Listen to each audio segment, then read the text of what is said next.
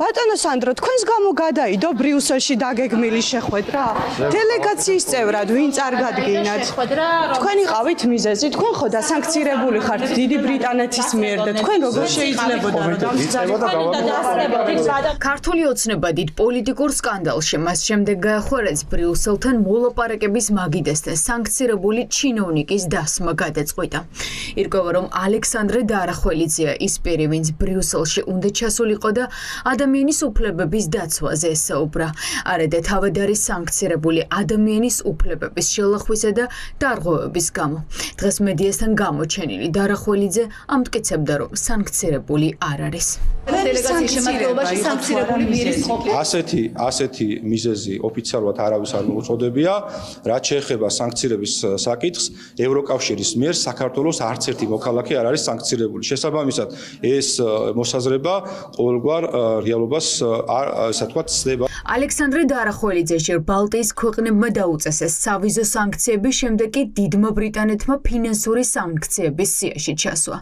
დღეს მინისტრის სანქცირებულმა მოადგილემ პრაქტიკულად დაადასტურა, რომ იმ დელეგაციაში იყო, რომელიც ევროკავშირის ადამიანის უფლებათა დიალოგს უნდა დასწრებოდა.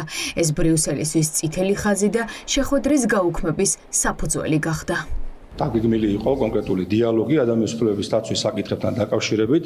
აქ სანქცირებაზე საუბარი, რა თქმა უნდა, უადგილოა. მათ მოგვაწოდეს კონკრეტული საკითხები, რაზეც უნდა ყოფილიყო დიალოგი, შესაბამისად განისაზღვრა კონკრეტული უწყებები, ვისაც კითხვებზე, რომელიც მათი მხრიდან იყო დასმული, გაეცემოდა ამომწურავი ფაქტებზე და მტკიცებულებზე დაფუძნებული პასუხები. გაუგებარია, თუ რა მიზეზით მიიღეს ეს გადაწყვეტილება, არანაირი აქცია მათ არ მოუწოდებია. იყო საუბარი იმაზე, რომ ისინი მზად არიან რომ გადადონ ეს დიალოგი და ჩვენ ესე მოგვეწოდა ეს პოზიცია. ირკვევა რომ ქართულმა ოცნებამ არამხოლოდ სანქცირებული ჩინოვნიკი ჩასვა სიაში, არამედ ხელოვნურად გაბერა მონაწილეთა სია. ამით კი ცდილობდა იმის დემონსტრირებას, რომ თითქოს საერთაშორისო იზოლაციაში არ არიან.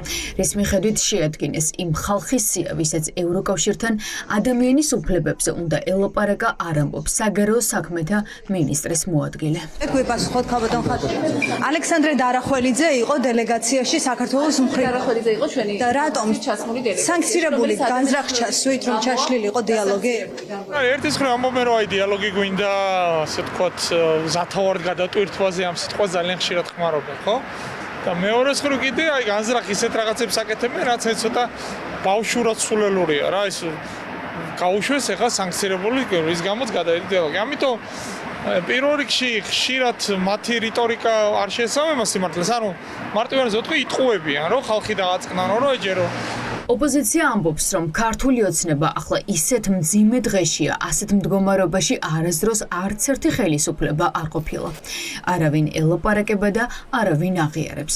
და ამ ფონზე სულ უფრო უჭირს ძალაუფლების შენარჩუნება. ქართული ოცნების მოთხოვნა და ეს უხეში პოზიცია მდგომარეობს შემდეგში, რომ ჩვენ ჩამოვიყვანთ დასანქცირებულ პირს, დავსვავთ მოლაპარაკების მაგიდაზე, არ გვექნება დემოკრატია, მაგრამ თქვენ იქიდან გამომდინარე, რომ გჭირდებათ შუადერეფანი, გჭირდებათ ეს რეგიონი სამხრეთ კავკასია, რომელსაც ჩვენ ვაკონტროლებთ, არალეგიტიმური ქოცური მთავრობა, ჩვენ ნებისმიერ შემთხვევაში უნდა გვესაუბროთ და ჩვენთან დიალოგი უნდა გააგრძელოთ. იმ შემთხვევაში დარახველიძეს გზავნიდა, რა თქმა უნდა, ეს არის პირდაპირ საბოტირება პროცესის და ეს არის რუსული ცინიზმის ტრადიცია, რომელშიც ადამიანის უფლების განსახილველად აგზავნი ადამიანს, რომელიც არის ადამიანის უფლების დარღვევის გამო სანქცირებული.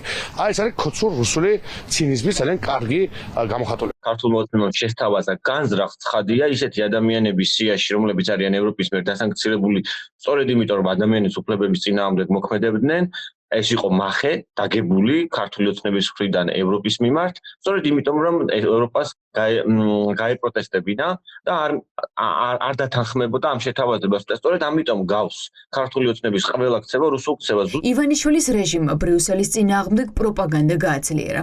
თითქოს მათ დიალოგის სურთ, მაგრამ ევროკავშირისგან საპასუხო ნაბიჯებს ვერ ხედავენ.